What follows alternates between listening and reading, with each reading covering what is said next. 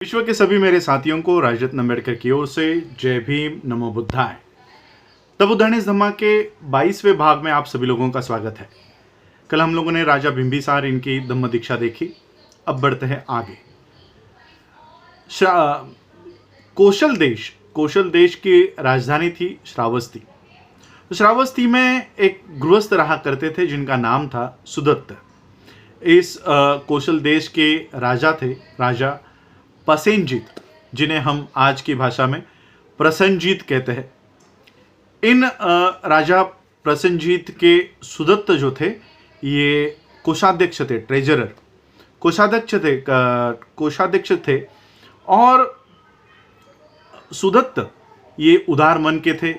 लोगों को, ज़रूरतमंद लोगों को, गरीबों को ये खुले दिल से दान किया करते थे, लोगों की मदद किया करते थे। और इसलिए इनका नाम पड़ा था अनाथ पिंडक। अनाथ पिंडक के नाम से ये जाने जाते थे। सुदत्त एक बार अपने निजी काम से वो राजगृह आए और उसी समय तथागत भी राजगृह में ही ठहरे हुए थे। सुदत्त अनाथ पिंडक अपने बहन के घर उतरे। बहन के घर उतरने के बाद उन्होंने देखा कि उनके घर में कई सारे व्यंजन पकाए जा रहे हैं, खाना बनाया जा रहा है। उनके बहन के पति जो थे वो राज्य के टकसाल के मुखिया थे। तो उन्होंने उनको पूछा कि क्या आपके यहाँ पर किसी की शादी है या राजा आने वाले हैं? इतने सारे व्यंजन, इतना सारे पकवान क्यों बनाए जा रहे हैं? तो उन्हें पता चला, अनाथ पिंडक को पता चला कि तथागत बुद्ध और उनका संघ, भिक्खु संघ, ये भोजन दान का कार्यक्रम उनके लिए रखा गया है और भोजन की व्यवस्था हो रही है। तो जब अनाथ पिंडक को तथागत बुद्ध के बारे में पता चला तब वो रात को ही बुद्ध जहाँ पर ठहरे हुए थे वहाँ पर गए। बुद्ध जहाँ पर ठहरे थे वहाँ जाने के बाद बुद्ध ने देखा अनाथ पिंडक आ रहे हैं। अनाथ पिंडक के निर्मल मन को उन्होंने पहचाना और फिर कुशल क्षम पूछने के बाद, एक दूसरे की खुशहाली पूछने के बाद अनाथ पिंडक वहाँ बैठ गए। अनाथ पिंडक ने बुद्ध से इच्छा व्यक्त जताई कि उन्हें धर्म के ऊपर, धम्म के ऊपर कुछ अच्छी बातें बताए। तो बुद्ध ने सोचा चलो इन्हें अब ईश्वर के बारे में ही बताते हैं। तो बुद्ध ने अपने प्रवचन को, अपने धम्म सिद्धांत को सिखाना उन्होंने शुरुआत की। उन्होंने सबसे पहला प्रश्न पूछा कि क्या Ishvara, who is that shapes our lives, is it Ishvara और अ पर्सनल क्रिएटर? वो कौन है जो हमारे जीवन को आकार देता है? क्या वो कोई ईश्वर है? क्या कोई सृष्टि करता है? अगर वो ईश्वर है, अगर वो सृष्टि करता है, तो हम सभी जीवों को, पृथ्वी पर जीने वाले हर एक जीवों को उस शक्ति के आगे हम लोगों को झुकना पड़ेगा। अगर किसी ईश्वर ने ही हमको बनाया है, किसी सृष्टिकर्ता ने ही इस पूरे सृष्टि को बनाया है, तो ये तो ऐसे ही हो जाएगा जैसे किसी कुंभार ने घड़े बनाए हो। तो हम लोगों को उसके आगे ही नतमस्तक होना पड़ेगा। और अगर ये पूरी दुनिया, ये पूरी सृष्टि का निर्माण अगर किसी ईश्वर ने किया है, तो फिर इस दुनिया में जो पाप है, इस दुनिया में जो दुख है, कैलेमिटी, आपत्ति, जैसे आज इस पूरे विश्व पर एक आपत्ति आई हुई है, तो इस आपत्ति का निर्माण भी ईश्वर ने ही किया है। अगर सही में इस विश्व का, इस सृष्टि का निर्माण किसी ईश्वर ने किया है, तो इस विश्व में सभी दुखों का निर्माण, सभी आपत्तियों का निर्माण और सभी पापों का निर्माण ये ईश्वर ने ही किया है। ईश्वर ही उसका कर्ता धर्ता है और वो ही सभी अच्छे कर्म और बुरे कर्म वो ही करता है। For both pure and impure deeds must come from him. और अगर ऐसा नहीं है तो इसके पीछे कोई और वजह है, और इसलिए ईश्वर की जो कल्पना है ये हमें फेंकनी चाहिए। ईश्वर नाम की कोई चीज इस विश्व में अस्तित्व में नहीं है, कोई ब्रह्मा नहीं है। अगर ब्रह्मा ने ही हमको बनाया होता तो फिर अगर ब्रह्मा ही इस सृष्टि का कर्ता धर्ता है तो फिर सभी इसका कोई ना कोई कारण होना चाहिए। Again it is said that the absolute can not be a cause. Brahma ये सभी चीजों का कारण नहीं हो सकता। All things around us come from a cause as the plant comes from a seed. सभी जो चीज हमारे आजू बाजू में है, अगल बगल में है, ये किसी ना किसी कारण से उत्पन्न हुई है। जैसे एक पेड़ निर्माण होता है एक बीज से, उसी तरह से सभी चीज किसी ना किसी कारण से निर्माण हुई है। ऐसे कैसे हो सकता है? How can the absolute be the cause of all things alike? सभी समान दिखने वाली चीजों का ब्रह्मा उत्पत्ति करने वाला, उसका निर्माता कैसे हो सकता है? If it pervades them then certainly it does not make them. इसलिए ब्रह्मा ने इस विश्व को नहीं बनाया है। Again it is said that self is the maker, but it self is the maker, why did he not make things please? और ये कहा जाता है कि ब्रह्मा ये सृष्टि करता है, और अगर ब्रह्मा ये सृष्टि करता है तो उसने सभी चीजों को सुखकारक क्यों नहीं बनाया, प्लेजेंट क्यों नहीं बनाया? The cases of sorrow and joy are real and objective.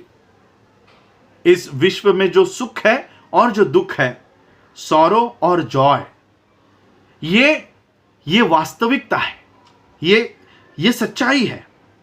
और ये सच्चाई how can they be made by self? और ये सच्चाई ब्रह्मा कैसे बना सकता है? Again if you adapt the argument there is no maker और fate in such as there is no causation, what use would there be in shaping our lives and adjusting means to end? इस विश्व में कोई भी ऐसी वस्तु नहीं है जो ब्रह्मा ने बनाई है, और इसलिए जब हम ये बहस करते हैं, therefore we argue that all things exist are not without cause। इसलिए हम ये मानते हैं कि कोई भी चीज बिना कारण के उत्पन्न नहीं हुई है, बिना हेतु के उसका जन्म नहीं हुआ है। इसलिए कोई ईश्वर नहीं है, कोई ब्रह्मा नहीं है, वहां कोई सृष्टिकर्ता नहीं है, और कोई भी चीज बिना कारण के निर्माण नहीं होती। ये हमारे अच्छे कर्म और बुरे कर्म ही है जो कुशल और अकुशल, सुख और दुख का निर्माण करता है। But our deeds produce results both good and bad evil. ये हमारे कर्म ही है जो अच्छे और बुरे रिजल्ट्स, बुरे निर्णय देता है। The whole world is under the law of causation. पूरा विश्व ये समुत्पाद के कारण कार्य भाव के सिद्धांत पर, law of cause and effect, हम लोगों ने वो पिछले एपिसोड में देखा था, law of cause and effect, कार्य कारण भाव।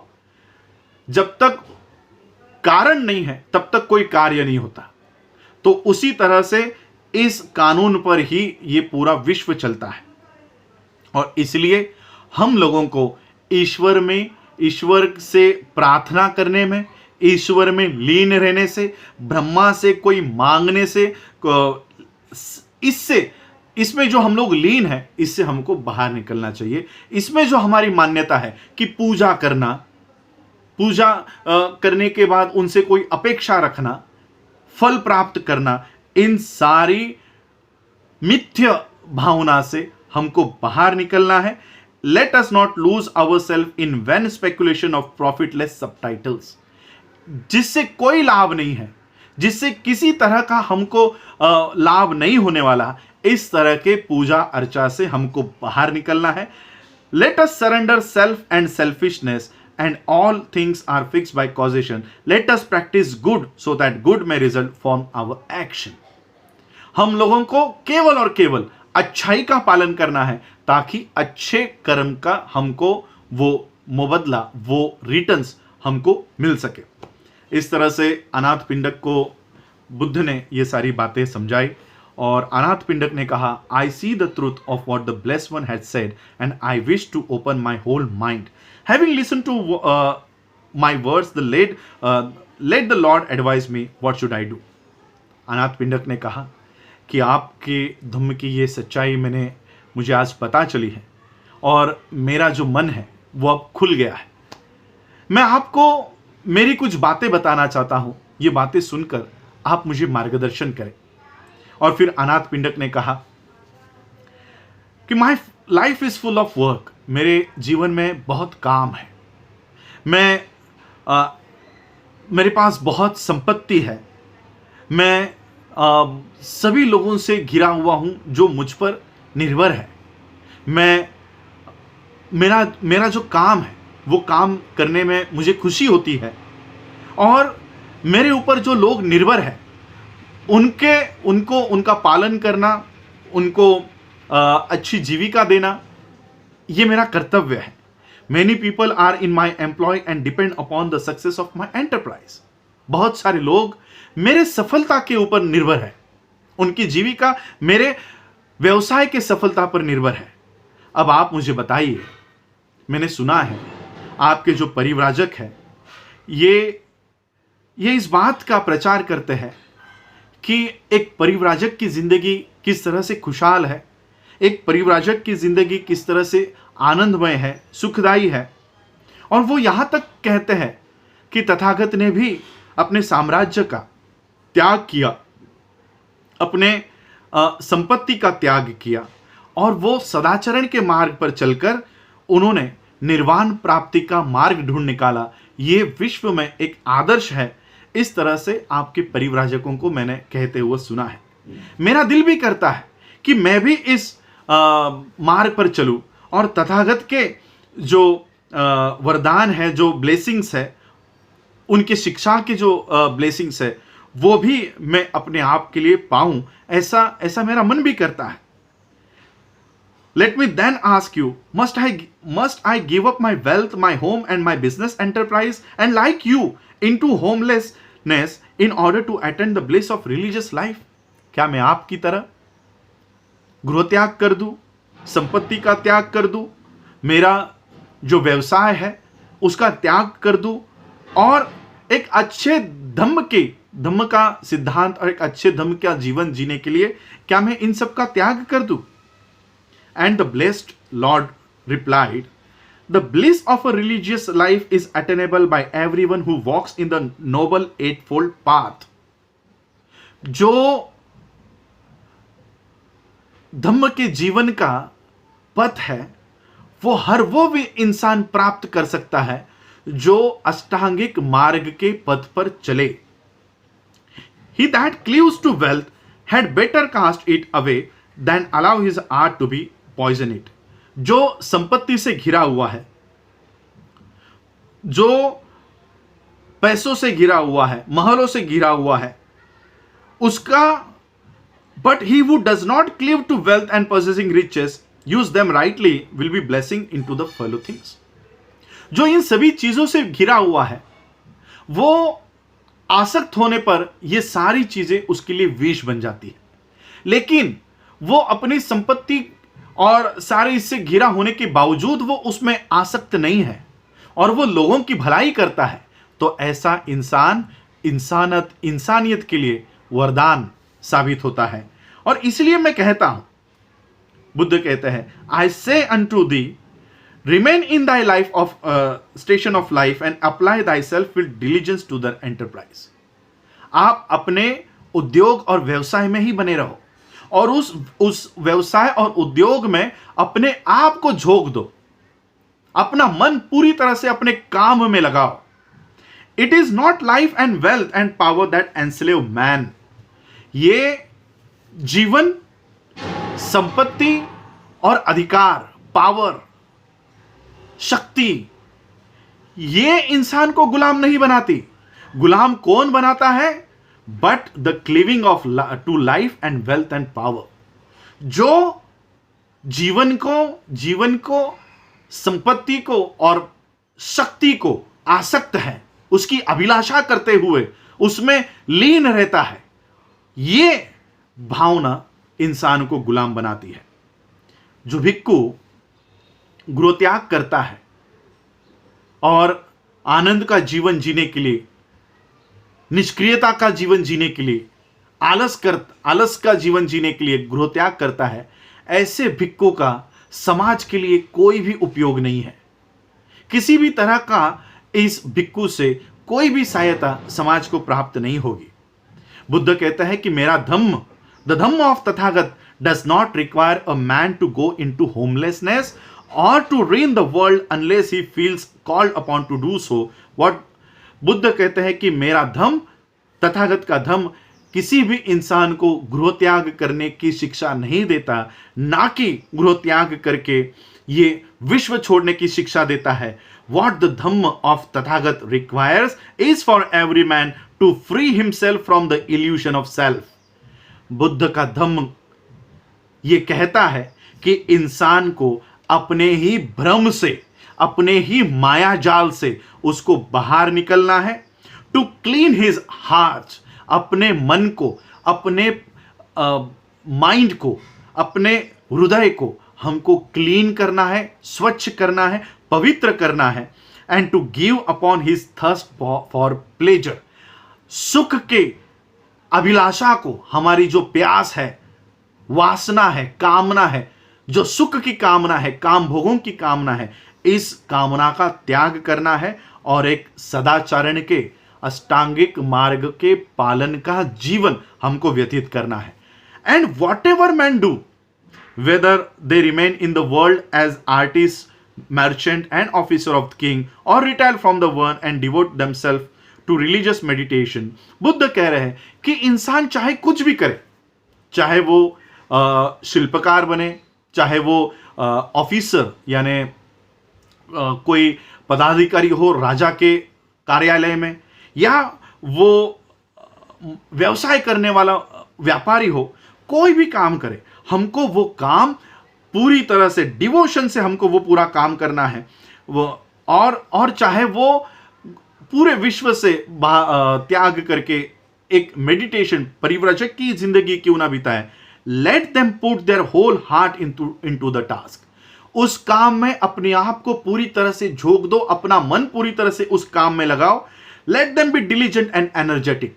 अपने आप को उत्साही बनाओ और परिश्रम करने वाला इंसान बनाओ। इस तरह का काम आपको करना है। आपको इस तरह का जीवन बिताना है जैसे एक कमल पानी में रहते हुए भी वो पानी के बूंदों को अपने आप को छूने नहीं देता, वो पानी से खुद को अनछुआ रखता है। इस तरह का जीवन, एक सुखी जीवन बिताने के लिए आपको जीना है। If they struggle in life without cherishing envy और hatred, if they live in the world of a life not of self but life of truth, then surely joy, peace and bliss will dwell into mind। Buddha कहता है अगर जीवन संघर्ष में वो बिना किसी से द्वेष किए हुए, बिना किसी से ईर्ष्या किए हुए अगर वो अपनी जिंदगी बिताते हैं, if they live in the world a life not of self, अगर वो स्वार्थी जीवन इस विश्व में नहीं जीते और सच्चाई का जीवन अगर वो व्यतीत करते हैं, तो निश्चित ही उनको सुख, जॉय, सुख, शांति, पीस और सुख और शांति उनके मन में ये वास करेगी। इस तरह का बुद्ध का धम्म ये उनको कहता है। और इसलिए आपको यानी अनाथ पिंडक को गृहत्याग करने की, अपना व्यवसाय छोड़ने की कोई ज़रूरत नहीं है। आप गृहस्थ बनकर भी बुद्ध के धम्म यानी बुद्ध कहते हैं कि मेरे धम्म को आप इसमें आ सकते हो, इसका पालन कर सकते हो। अनाथ पिंडका perceived that this was the most excellent system of truth, simple and of wisdom born। अनाथ पिंडक को लगा कि ये सबसे सरल सच्चाई का मार्ग है, सबसे सरल और समझने में सबसे आसान इस तरह का ये नैतिकता का मार्ग है। और thus firmly settled in the true doctrine, he slowly bent into worship at the feet of blessed one and closed hands with his request। और इस तरह से अनाथ पिंडक हाथ जोड़कर बुद्ध के धम्म के शरण में चले गए और आजीवन वो उपासक के तौर पर बुद्ध के धम्म में दीक्षित हो गए। इस तरह से अनाथ पिंडक की धम्म दीक्षा हुई। ये बात मैं आप लोगों को और थोड़ा 1 मिनट और लूँगा। बहुत लोगों की ये संभ्रम है कि बौद्ध धर्म की दीक्षा लेने के लिए हमको सर मुंडवाना पड़ता है, हमको चीवर लेना पड़ता है, गृहत्याग करना पड़ता है। तो इस चैप्टर से हमको पता चलता है कि बुद्ध के धम्म का पालन करने के लिए आपको गृहत्याग करने की जरूरत नहीं, सर मुंडवाने के बहुत सारी, मैं आगे चलकर बहुत सारे पॉइंट्स आएंगे। बहुत सारे लोग मुझे आप शाकाहारी हो या मांसाहारी हो ये भी पूछते हैं, तो कौन सा व्यंजन त्याग है वो भी आपको मैं बताऊंगा। अभी वो फिलहाल वो स्टेज नहीं आई है, इसलिए मैं वो नहीं बताऊंगा, वरना अभी मैंने वो जाहिर कर दिया तो वो अभी मैं जाहिर नहीं करना चाहता। तो आगे चलकर बताऊंगा कि बुद्ध धर्म में शाकाहारी होना पड़ता है या मांस भी खाया जा सकता है। बहुत सारे लोगों के ये सवाल है। तो पहला सवाल मैं बहुत लोगों का ये हल करवाना चाहता हूँ कि बुद्ध के धर्म में आने के लिए आप लोगों को सर मुंडवाने की, चिवर लेने की, गृहत्याग करने की कोई ज़रूरत नहीं, अपना व्यवसाय छोड़कर परिव्राजक बनने की ज़रूरत नहीं। जो कोई भी बुद्ध के बताए हुए अष्टांगिक मार्ग का पालन करता है, अपने आप अपने दिल को साफ करता है, अपने मन को साफ करता है, शुद्ध बनाता है, पवित्र बनाता है, वो बुद्ध के धम्म में आ सकता है, बुद्ध के धम्म में वो दीक्षित हो सकता है। इस तरह का धम्म बुद्ध का है और यही आज के चैप्टर से हम लोगों को पता चलता है। आज आप लोगों ने मुझे सुना, उसके लिए आप सभी लोगों का आभार, धन्यवाद। जय भीम, जय भारत, जय बुद्ध।